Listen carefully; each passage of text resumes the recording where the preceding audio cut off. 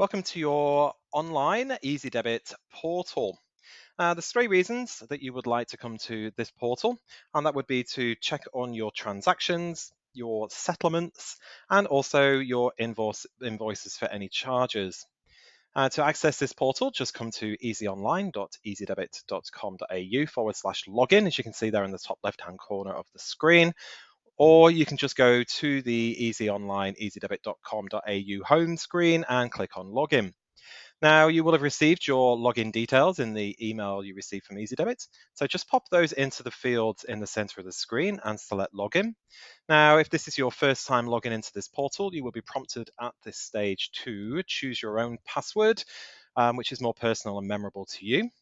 If in the future you need to update that password again, just come to the admin tab at the top of the screen and select change password and just follow the instructions there. Now, to go back to the three main points that you may wish to come to this portal for would be your payments. So we're going to select the processed payments. So this is the transactions that were taken on the terminal. So you can see here that you have the option to pop it in there a date range, and then we also have the payment date and settlement date. So we're interested in the payment date. So that is the day that the card actually touched the machine and that payment was taken. So I'm just going to choose a date and select search. So we have four payments that have gone through here. Now, just on the left-hand side of the screen, underneath results, you'll see that we have a red cross as well as those green ticks. The red cross just means that this is not money that was credited for one of two reasons. Either that it was a refund, which it is there on the screen, or that it was a failed transaction. Then we have the actual payment date, so the day the transaction was taken, which is the 24th, the amount, and the date it was settled.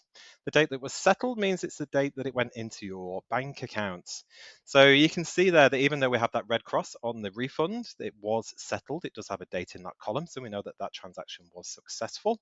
And a little bit more information on the screen there for you. You can also export this info on a PDF or a CSV file.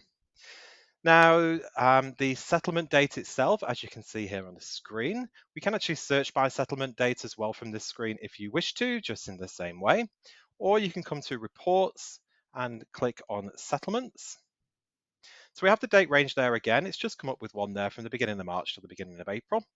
And this is a little easier to follow for your settlements because it shows by day and then the amount of transactions that were taken on each of those days, along with the total and the options to either print or view in more detail. And again, we can also export this by PDF. Also there in reports, we have tax invoices. So this will be any charges relating to your terminal. So we can select on tax invoices. And again, you can search there for an actual invoice number, or you can search for your invoices through a date range. There's some preset dates as well there for you. So you can search for a month, a quarter, or a whole financial year. We don't have any invoices here on this particular demo, but you will have some invoices there on your screen. So they're really the three main reasons that you would want to come to your Ezidebit portal.